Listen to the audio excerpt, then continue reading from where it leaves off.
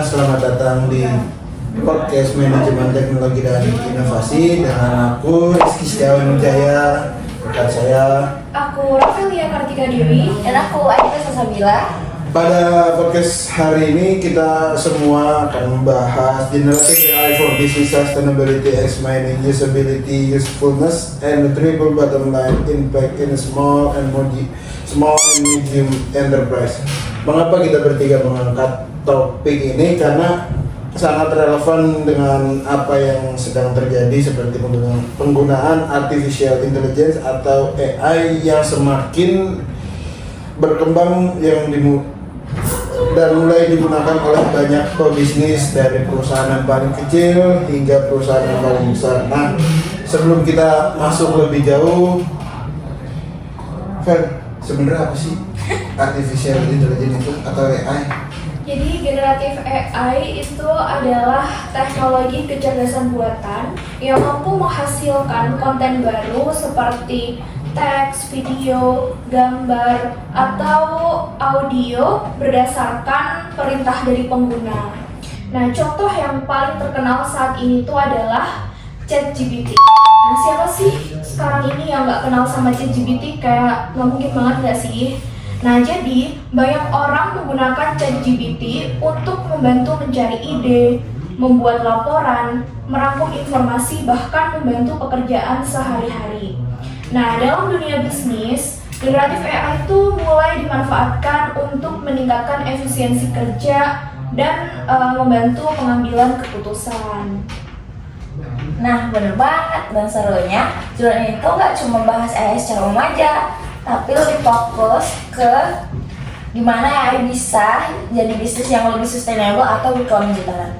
Jadi teknologi bukan cuma dipakai buat ngejar untung doang, tapi juga harus dibawa ke dampak positif masyarakat sama lingkungan sekitar kita. Nah, tadi kan di judul jurnal kan sempat menyebutkan bahwa ada istilah triple bottom line. Mungkin kan di antara kita semua, di antara penonton-penonton sekalian masih bingung apa sih istilah tersebut. Kak, bisa jelasin nggak? Nah, triple bottom itu ada 3 aspek. Yang pertama, profit itu keuntungan secara ekonomi, sedangkan people itu dampak sosialnya ke masyarakat sekitar kita.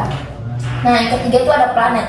Planet itu dampaknya kepedulian terhadap lingkungan sekitar kita. Nah, jadi bisnis yang benar-benar keren dan berkelanjutan adalah bisnis yang bisa menyeimbangkan ketiga hal itu. Dan menurut hasil penelitian ini, generative AI itu ternyata dapat membantu ketiga aspek tersebut. Nah, kalau dari sisi profit nih, AI itu bisa membantu meningkatkan produktivitas dan mengurangi biaya operasional.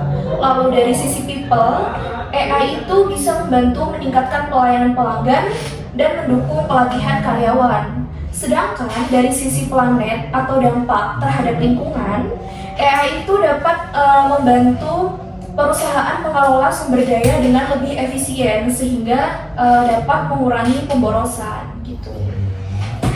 Emang keren sih. Ya bisa kita akuin kalau AI itu kan nggak cuma sekedar teknologi yang buat bantu manusia, tapi secara nggak langsung kan AI itu bisa buat buka lapangan kerja yang baru, buat pekerjaan yang baru dan lebih bertanggung jawab.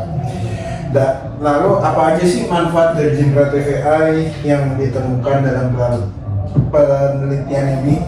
Nah, ada beberapa manfaat utama nih. Yang pertama adalah meningkatkan efisiensi operasional. Banyak kan pekerjaan yang sebelumnya itu dilakukan secara manual, kini dapat diselesaikan lebih cepat dengan bantuan AI. Misalnya, kayak membuat laporan, lalu menganalisis data, menjawab pertanyaan pelanggan, atau membuat konten pemasaran. Terus manfaat kedua dari AI ini nolong banget buat ngambil keputusan berbasis data. Kan AI itu pinter tuh ngolah data yang banyak banget dengan cepat. Jadi pemilik bisnis bisa ngambil keputusan yang lebih pas dan nggak raba-raba. Kayak nggak apa sih harus ini harus itu gitu. Ini ngebantu banget loh, apalagi buat pelaku UMKM yang modal dan timnya masih terbatas. Oke, jadi untuk manfaat yang ketiga itu bisa mendorong inovasi produk dan layanan. Nah, AI itu dapat menghasilkan ide-ide baru yang mungkin sebelumnya belum terpikirkan atau nggak terpikirkan sama sekali sama si pemilik bisnisnya. Dengan begitu, perusahaan itu bisa lebih kreatif dan mampu untuk bersaing di pasar nih. Iya.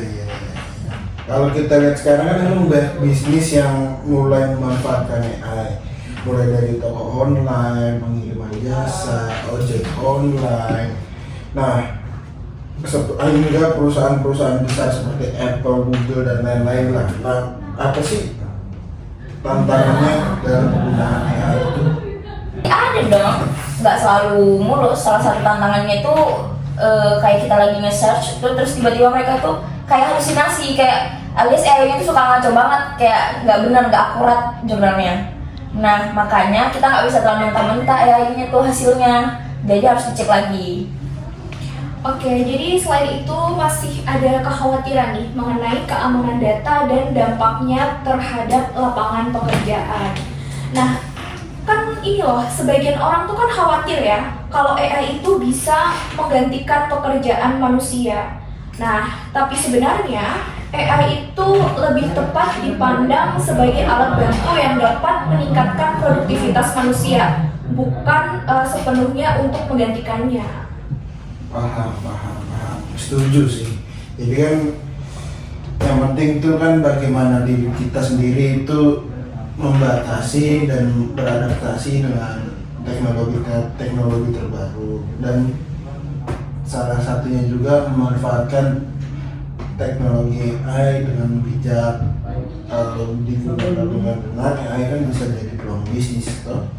Iya, setuju sih. Malah buat usaha kecil tuh AI itu nyaman banget buat mereka, karena kalau dulu kan teknologi canggih itu cuma bisa dibeli sama perusahaan gede, yang kan kalau AI itu maksudnya mahal lah masihan dulu. Nah, kalau sekarang tuh kan bisa modal ChatGPT aja, bisa langsung nanya aja tanpa harus menggunakan modal yang gede. Iya, benar.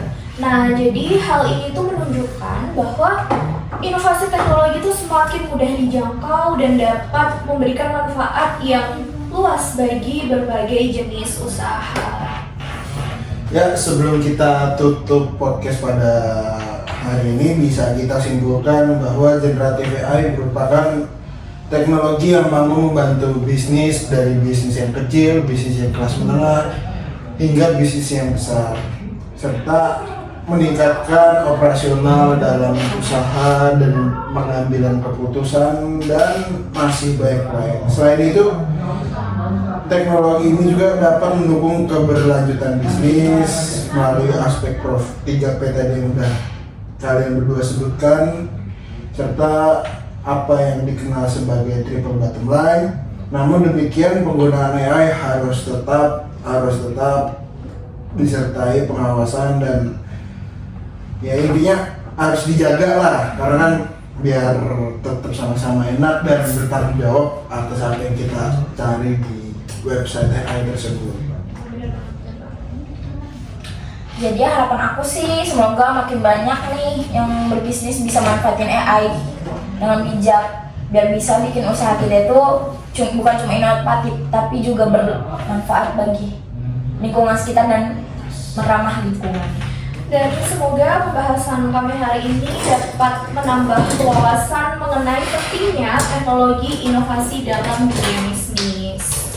Oke, mungkin segitu aja dari kami bertiga. Izin pamit, semoga bermanfaat untuk para penonton sekalian. Wassalamualaikum warahmatullahi wabarakatuh.